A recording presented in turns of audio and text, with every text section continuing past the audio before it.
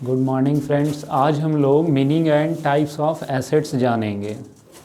जैसा कि हम लोग जानते हैं कि एसेट्स का मीनिंग और एसेट्स के टाइप बहुत इम्पॉर्टेंट टॉपिक है अकाउंटेंसी में।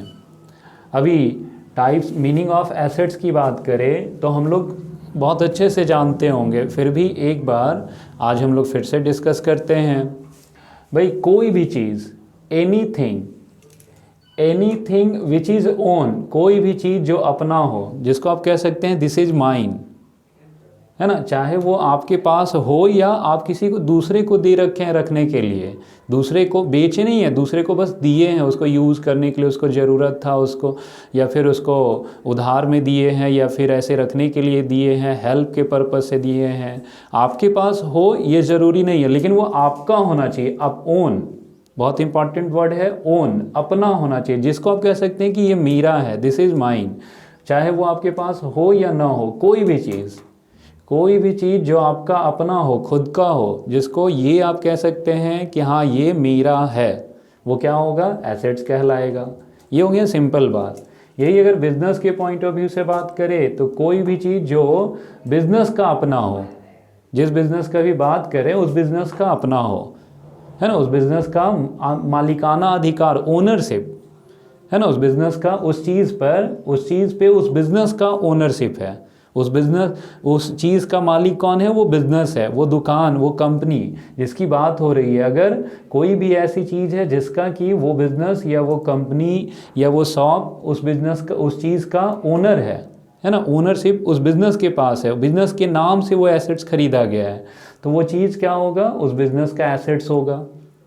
चाहे वो चीज़ बिज़नेस में हो या नहीं हो, वो चीज़ ऐसा हो सकता है कि जैसे क्या है, हम लोग क्या करते हैं, हम लोग अपना कैश जो है, कैश कहीं बात करें, कैश आप अपने पास भी रख सकते हैं, अपने दुकान के गल्ले में, अपने पैकेट में, पर्स में, अपने घर के बक्से में, गोदरेज में। और पैसा हम लोग क्या करते हैं? बैंक में भी रखते हैं। बैंक में करेंट अकाउंट या सेविंग अकाउंट या फिर फिक्स डिपॉजिट अकाउंट के द्वारा हम लोग बैंक में भी पैसा रखते हैं। तो देखिए, पैसा तो बैंक में आप रख दिए हैं, लेकिन वो पैसा क्या बैंक का हो गया? नहीं, वो पैसा आपका है, उसको भी हम लोग अपने एसेट्स में काउंट करते हैं। जो पैसा आप अपने पास रखे हुए, अपने घर में रखे हुए, अपने दुकान में रखे हुए, वो भी आपका एसेट्स है। और जो पैसा आप बैंक में रखे हुए हैं, किसी भी अकाउंट के थ्रू आप रखे हुए हैं, करेंट अकाउंट से फिक्स डिपॉजिट अकाउंट, किसी भी अकाउंट के थ्रू, वो पैसा भी आप ही का एसेट्स काउंट होगा। वो बैंक अपने एसेट्स में कभी नहीं काउंट कर सकता है, क्योंकि वो बैंक का नहीं है, बैंक के पास बस रखे हुए हैं। चाहे तो सरप्लस अमाउंट है, इस कारण से सिक्योरिटी पर्पस से या फिर इन्वेस्टमेंट पर्पस से, किसी भी पर्पस से आप बैंक में रखे हुए हैं। तो क्या है, इस तरह से ये इंपॉर्टेंट नहीं है कि वो चीज़ आपके पास हो, आपके पास होना इंपॉर्टेंट नहीं है। वो चीज़ आपके पास हो भी सकता है या आप किसी दूसरे को दे सकते हैं, दिए हुए हैं रखने के लिए, लेकिन वो है किसका? तो आपका है ना। ये कह सकते हैं कि हाँ ये मेरा है, तो वो आपका एसेट्स होगा। और जिस चीज़ को आप, चाहे वो चीज़ आपके पास है ही क्यों ना, है ना, लेकिन आप क्या है कि आपका नहीं है, लेकिन वो उसको आप अपना नहीं कह सकते। आप किसी, जैसे आप किसी दूसरे को देते हैं, वैसे आप दूसरे से लेते भी हैं। पैसा ले सकते हैं, कोई ऐसे मशीन वगैरह फर्नीचर यूज करने के लिए, भाई हेल्प पर्पस के लिए आप ले भी सकते हैं, आपके पास हो भी सकता है, आपके पास, आपके घर में, आपके दुकान में, लेकिन क्या है, वो आपका नहीं है, आप उसको अपना नहीं कह सकते, तो आपका एसेट्स नहीं होगा। तो भाई ये इंपॉर्टेंट नहीं है कि वो चीज़ जो है वो किसके पास है, आपके पास या किसी और के पास, ये इंपॉर्टेंट है।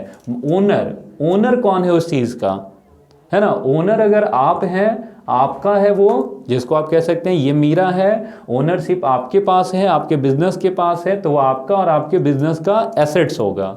कोई भी चीज़, एनीथिंग, चाहे वो फिजिकल फॉर्म में हो, मतलब देखने छूने लायक हो या नहीं देखने छूने लायक हो, चाहे वो थोड़े समय के लिए हो, आपका हो, चाहे बहुत ज़्यादा टाइम के लिए आपका हो, ये सब मैटर नहीं करता, बस आपका होना चाहिए। ओनरशिप बहुत इंपॉर्टेंट। तो क्या है, बहुत सिंपल है, एसेट्स को जानना समझना, है ना। इसमें बस कोई भी चीज़ जो अपना हो, है ना, सिंपल भी हम बता दिए। बिजनेस के पॉइंट ऑफ व्यू से बात करें तो वो भी हम लोग बात किए कि कोई भी चीज़ जो बिजनेस का अपना हो, जिसको बिजनेस कह सकता है कि ये मेरा है, बिजनेस का ओनरशिप उस चीज़ पे, बिजनेस का मालिकाना अधिकार उस चीज़ पे है, वो चाहे वो बिजनेस में हो या नहीं हो, ये मैटर नहीं रखता है। वो क्या होगा, एसेट्स कहलाएगा बिजनेस का। एसेट्स कोई भी चीज़ जो होता है ना, आपको आपके काम को करने में हेल्प करता है, कोई भी एसेट, है ना। अभी क्या, तो वही बात यहाँ लिखा गया, एसेट जो है वो क्या भाई, बिजनेस को रन करने में और प्रॉफिट अर्न करने में हेल्प करेगा। बिजनेस जो होता है आपको एक राइट, एक हक, एक अधिकार क्रिएट करके देता है। किस चीज़ का हक भाई, तो भाई कुछ पाने का हक क्रिएट करके देता है। आप एसेट से आपको ये हक मिलता है कि आप किसी से कुछ पा सकते हैं, चाहे उससे, जैसे आप बैंक में पैसा रखे हुए हैं तो आपको ये हक है कि आप बैंक से जब ज़रूरत पड़ा तो आप बैंक से अपना मनी विड्रॉ कर सकते हैं। आप डेटर को, जिसको आप उधार में सामान बेचते हैं, वो डेटर हो कहलाता है। तो डेटर भी एक एसेट्स होता है, डेटर से भी आप अपना पैसा रिकवर कर सकते हैं, ये आपका हक है। आप अगर कोई एक्सपेंसेस पहले पे कर देते हैं, जैसे रेंट आप पहले पे कर दिए, एडवांस में पे कर दिए, प्रीपेड रेंट जिसको आप कहेंगे, जब कोई एक्सपेंसेज आप एडवांस में पे कर देते हैं वो भी एसेट्स बन जाता है, क्योंकि वहाँ पे आपको ये हक मिल जाता है कि आप जैसे 1 मंथ का रेंट आप एडवांस में पे कर दिए, तो 1 मंथ तक आप उस रूम को, जिस रूम का आप रेंट पे किए हैं, जिस फ्लैट का आप जिस प्लेस का आप रेंट पे किए, उस प्लेस को आप यूज कर सकते हैं 1 मंथ तक। ये आपको राइट मिला होता है। अगर वो ओनर जो है, लैंडलॉर्ड जो है, वो आपको क्या करे कि भाई नहीं, प्लेस खाली करने के लिए बोले, तो आप ऐसे में वहाँ पे कह सकते हैं कि भाई हम तो रेंट दे रखे हैं, भाई 1 मंथ तक का रेंट दिए, 1 मंथ तक रहेंगे। अगर नहीं तो फिर बहुत ज़्यादा उनको ज़रूरत दिख रहा है तो भाई ह्यूमैनिटी के नाते जो है आप जो है भाई रूम को छोड़ भी सकते हैं, लेकिन वहाँ पे भाई क्या बात होगा कि नहीं भाई, तो फिर जितना दिन जो भी रेंट है रेंट वापस कर दे। अगर कुछ है हाफ मंथ तक रह भी चुके हैं तो हाफ मंथ का रेंट वो डिडक्ट करेंगे, हाफ मंथ का रेंट रिटर्न करेंगे। ये हक है आपका। या तो मनी रिटर्न मांगेंगे, नहीं तो फिर वहाँ रहेंगे हाफ मंथ और। तो क्या है, अगर आप कोई एक्सपेंस पहले पे कर देते हैं तो वहाँ पे भी एक एसेट्स हो जाता है। वहाँ पे आपको सर्विस, उस सर्विस, जिस सर्विस के लिए आपने एक्सपेंस पे किया, वो सर्विस लेने का हक आपको मिल जाता है। तो एसेट जो होता है आपको एक हक, राइट, अधिकार, है ना, एक हक क्रिएट करके देता है, एक हक उत्पन्न होता है, एक राइट उत्पन्न होता है एसेट से। कोई भी एसेट जो है उससे आपको एक राइट, एक अधिकार मिलता है ना, क्योंकि वो आपका अपना है। आप उससे, उसके बदले में जिसको आप दिए हैं वो चीज़, उससे आप ले सकते हैं वो चीज़, अपना चीज़ वापस ले सकते हैं, या सर्विस के लिए दिए हैं तो सर्विस ले सकते हैं। तो यही सारा बात, एग्जाम्पल बहुत सारा दिए हैं, इतने सारे जो कॉमन एग्जाम्पल हैं, जो अक्सर आपको पूछा जाता है, मिलता है, वो सारे एग्जाम्पल हम यहाँ पे कवर करने की कोशिश किए हैं। जैसे cash in hand, cash at bank, stock, stock means goods, है ना, गुड्स चाहे किसी भी रूप में हो, गुड्स जो है रॉ मटेरियल के रूप में हो, या फिर वर्क इन प्रोग्रेस हो, या फिनिश गुड्स हो, है ना, सारा जो है भाई एसेट्स होगा। डेटर आप उस पर्सन को कहते हैं जिसको आप उधार में सामान बेचते हैं, उसके यहाँ आपका पैसा ड्यूज हो जाता है, आपका पैसा है कि नहीं। Bill receivable, prepaid expenses, accrued income, investment, आप किसी दूसरे के बिजनेस में, दूसरे के कंपनी में पैसा लगा रखे हैं, वो आपका पैसा है, बस वहाँ लगा रखे हैं, है ना। फिक्स डिपॉजिट यहाँ पे नहीं लिख पाए हैं, इधर हम लिखे हैं फिक्स डिपॉजिट। अभी क्या है, land, building, plant, machine, furniture, ये सब तो अब बहुत कॉमन है ना। ज्वेलरी, लाइव स्टॉक में एनिमल्स को रखा जाता है। बहुत सारे ऐसे बिजनेस होते हैं, अब जैसे डेयरी फार्म है, डेयरी फार्म में काउज, है ना, बफेलो, ये सब तो रहता ही है भाई। हॉर्स वगैरह भी बहुत सारे ऐसे बिजनेस होते हैं। अब जैसे हॉर्स राइडिंग वाला बिजनेस है तो वहाँ हॉर्स रखते हैं। तो क्या है भाई, बहुत सारे ऐसे बिजनेस होते हैं जहाँ एनिमल भी होते हैं, तो एनिमल में भी आपका अमाउंट लगा होता है, वो भी आपका एसेट्स होगा। फिर आपका गुडविल हो गया, बहुत सारे ऐसे एसेट्स होते हैं जिसके कोई फिजिकल फॉर्म नहीं होते, लेकिन ये भी आपका एसेट्स होता है। कहीं ना कहीं आपको बिजनेस रन करने में, प्रॉफिट अर्न करने में हेल्प करता है। और कहीं, और मैंने थोड़ा बहुत नहीं, ये तो और कहिए टांजिबल, ये जो एसेट्स हैं, ये सब जो फिजिकल फॉर्म वाले एसेट्स हैं, इससे भी कहीं ज़्यादा हेल्प करता है। गुडविल तो खास करके बहुत इंपॉर्टेंट चीज़ है। अगर आपका बिजनेस कितना भी बड़ा हो, कितना भी अच्छा हो, तो उसका अगर अच्छा नाम और रेपुटेशन नहीं होगा तो वो लॉन्ग टाइम तक आप नहीं चला पाएंगे अपने बिजनेस को। अब क्या है, एसेट्स के टाइप की बात करें तो टाइम के बेस पे हम यहाँ पे बात किए हैं। टाइम के बेस पे एसेट्स के को, जितने भी एसेट्स होते हैं उन सबको 2 भागों में क्लासिफाई किया जाता है, current assets and non current assets. अभी करेंट एसेट्स में क्या है कि भाई ऐसा एसेट जो कि क्या है, बिजनेस में लेस देन 1 ईयर आपके पास रहता है। जो एसेट्स लेस देन 1 ईयर तक आपके पास रहता है उसको आप क्या कहेंगे, करंट एसेट्स कहेंगे। जो एसेट्स आपके पास क्या है, लेस देन 1 ईयर आपके पास रहता है ना, लेस देन 1 ईयर, है ना, आपके बिजनेस में या आपके पास, उससे 1 ईयर मतलब 1 अकाउंटिंग ईयर, है ना। जनरली अकाउंटिंग जो होता है ईयर वाइज होता है, तो 1 ईयर को बेस माना जाता है अकाउंटिंग में। ऐसे ये कोई मतलब कोई लॉ नहीं बना हुआ कि नहीं 1 ईयर का ही, लेकिन इनकम टैक्स के अकॉर्डिंग जो है हम लोग क्या करते हैं, 1 ईयर का जनरली बिजनेस में अकाउंटिंग ईयर रखा जाता है, तो इसलिए 1 ईयर को बेस मान के यहाँ पे बात किए हैं, है ना, और अक्सर 1 ईयर को ही बेस माना जाता है। तो 1 ईयर, लेस देन 1 ईयर, जो एसेट्स आपके पास आपके बिजनेस में लेस देन 1 ईयर रहता है उसको आप करंट एसेट्स कहेंगे, है ना। विद इन ईयर क्या है कि भाई ड्यूरिंग द ईयर, ऐसे एसेट्स में क्या होता है, ऐसे एसेट्स का जो बुक वैल्यू है, बुक वैल्यू, है ना, वैल्यू का मतलब यहाँ क्या है, book value. Book value means क्या, जिस वैल्यू पे आप रिकॉर्ड किए हैं एसेट्स को, है ना, बुक वैल्यू। एसेट्स का जो बुक वैल्यू होता है वो, वैल्यू का मतलब क्या है, मार्केट वैल्यू नहीं, मार्केट वैल्यू तो कुछ भी हो सकता है, मार्केट वैल्यू बढ़ सकता है घट सकता है, लेकिन बुक वैल्यू की यहाँ बात हो रही है ना। बुक वैल्यू मतलब क्या, आप जब एसेट्स को परचेज किए होंगे, एसेट्स को लिए होंगे, तो वो किस वैल्यू पे लिए हैं, उसी वैल्यू को आप बुक में रिकॉर्ड करते हैं, जर्नल बनाते हैं, लेजर बनाते हैं, बैलेंस शीट में आप एसेट्स को रिकॉर्ड करते हैं।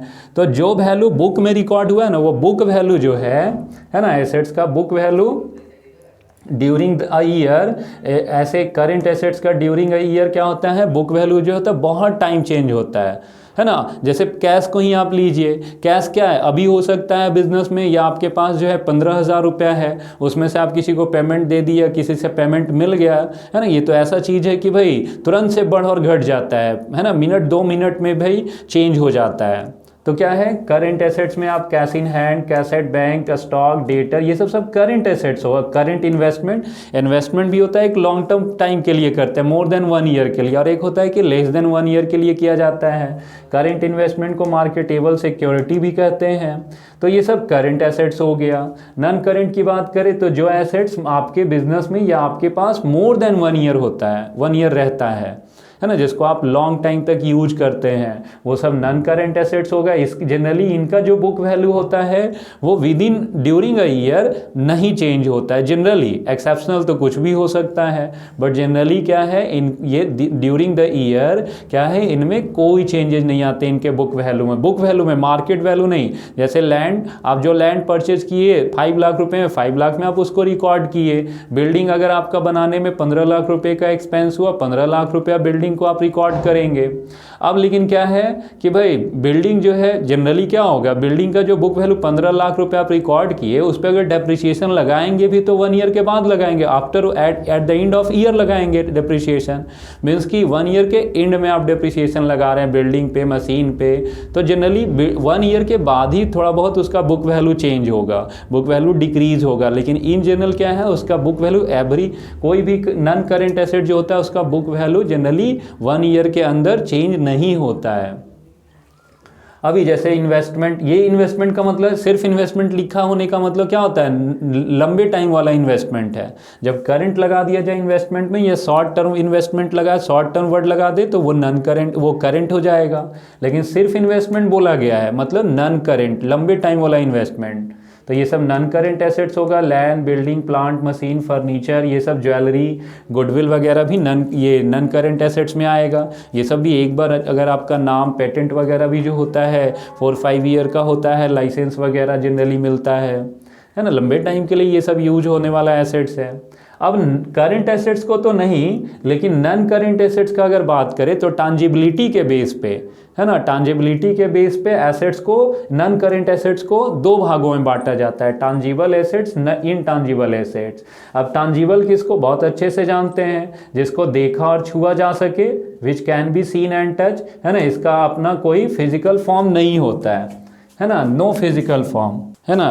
नॉन करंट, इनटांजिबल, टांजिबल एसेट जो होता है, टांजिबल एसेट्स का, पहले ठीक था, पहले ही ठीक था, है ना। टांजिबल एसेट्स का क्या है, टांजिबल एसेट्स का कोई ना कोई फिजिकल फॉर्म होगा, है ना, एक जिसको देखा जा सकता है, उसका एक मेजरमेंट होगा, उसका एक फॉर्म होगा, जिसको भाई हाइट, लेंथ, ये सब होगा, भाई उसका स्ट्रक्चर होगा, है ना, कोई भी फर्नीचर, कोई भी बिल्डिंग, कोई भी लैंड, मशीनरी, ये सब क्या है, सब जो है टांजिबल है, जिसको देख छू सकते हैं, जिसका अपना एक फिजिकल फॉर्म होता है। But goodwill, patent, copyright, trademark, licence, ये सब क्या है, इन सब को देखा और छुआ नहीं जा सकता। ये सिर्फ पेपर, गुडविल को तो एकदम नहीं, सिर्फ फील कर सकते हैं, महसूस कर सकते हैं। पेटेंट वगैरह, लाइसेंस वगैरह का चलो एक पेपर होता है, एक डॉक्यूमेंट बना के आपको मिलता है जब आप पेटेंट कराएंगे, लाइसेंस कराएंगे। तो एक पेपर मतलब कोई मतलब थिंग नहीं है ना।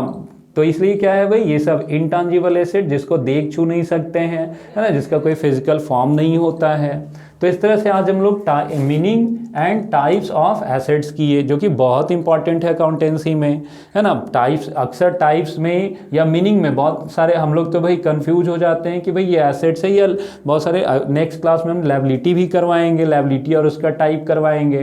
तो एसेट्स और लायबिलिटी को आइडेंटिफाई नहीं कर पाते हैं बहुत सारे स्टूडेंट। फिर एसेट्स अगर आइडेंटिफाई कर लिए तो करंट नॉन करंट नहीं कर पाते हैं, करंट नॉन करंट कर लिए तो टांजिबल इंटांजिबल नहीं कर पाते। तो ये बहुत इंपॉर्टेंट है ना, एसेट्स को समझना बहुत ज़रूरी है।